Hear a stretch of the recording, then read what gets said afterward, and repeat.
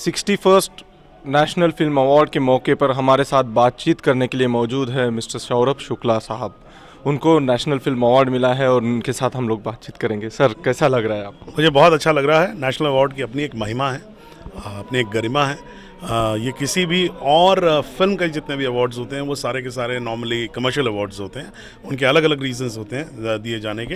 लेकिन national award जो होता है वो आपके काम के लिए ही दिया जाता है और किसी और वजह से दिया नहीं जाता है। So it's a great feeling that your work has been appreciated and I am getting the national award and this is my first national award, so I am very very happy. Okay, very nice sir for the first national award.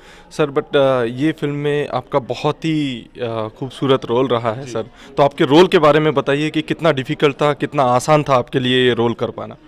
Jolly LLB में मेरा जो किरदार था उसका नाम था जज सुंदरलाल त्रिपाठी, जो कि एक लोअर कोर्ट का जज है। तो एक बहुत अच्छी बात इस फिल्म के अंदर ये थी कि जो रियलिटी है उसको काफ़ी हद तक पकड़ा फिल्मकार ने। तो जैसे हम लोग जब भी सोचते हैं जज की, जब हमें इमेज आती है तो हम लोग अमेरिकन जज सोचने लगते हैं जिसके पास बहुत बड़ा घर होगा, बड़ी सी गाड़ी होगी। लेकिन हम ये भूल जाते हैं कि लोअर कोर्ट का जज जो है उसकी तनख्वाह कितनी है और वो रहता किस जगह पे होगा और किस तरह की प्रॉब्लम्स में रहता होगा। So is completely a human being and I think पहली बार हिस्ट्री ऑफ इंडियन सिनेमा में जज का जो किरदार है उसके अंदर जीवन था। वो सिर्फ हथौड़ा नहीं बजा रहा था पीछे, बल्कि उसके अंदर पूरा पूरा जीवन था।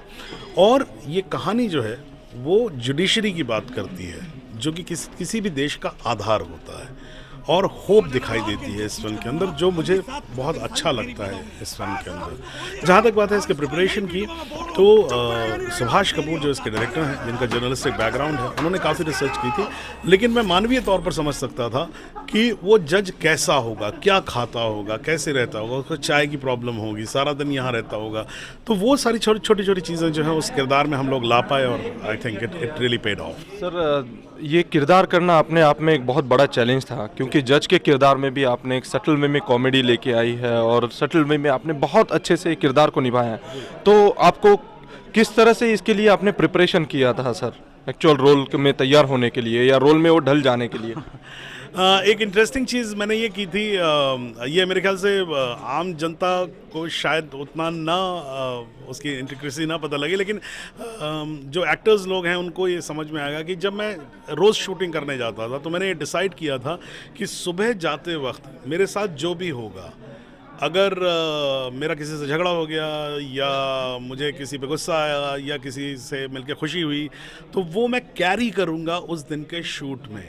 तो वो बहुत जीवन जैसा हो जाता है। तो कभी कभी आप देखा होगा सुंदरलाल त्रिपाठी जो वो बैठा हुआ है, वो उसको थोड़ा एसिडिटी हुई पड़ी है, तो वो एक्चुअली मुझे, अगर उस दिन मेरी तबीयत ख़राब थी तो वो मैंने वैसा ही किया फिल्म के अंदर। तो यानी दिन भर आपने एक ही इमोशंस को पकड़ के रखा था? एक ही इमोशन नहीं, कभी भी एक इमोशन होता नहीं है, क्योंकि हम जीवन में सारे इमोशन मिक्स रहते हैं। तो लेकिन एक इमोशन जो है वो कलर लेके चलता है अपना, कि अगर आपकी थोड़ी तबीयत ख़राब है, एक दिन सरदर्द अगर आपके हो रहा है, तो वो आप खुश भी होंगे, लोगों का भला भी चाहेंगे, तो भी आप सरदर्द आपका जाएगा नहीं, यू नो। या अगर आप किसी दिन बहुत खुश हैं और किसी का नुकसान भी करना चाहेंगे, तो भी वो खुशी जाएगी नहीं, यू नो। सर, हमारे तरफ से आपको बहुत बहुत बधाई, और ऑडियंस से कुछ कहना चाहेंगे तो प्लीज़।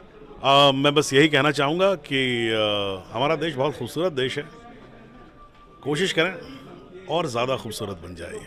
Thank you sir.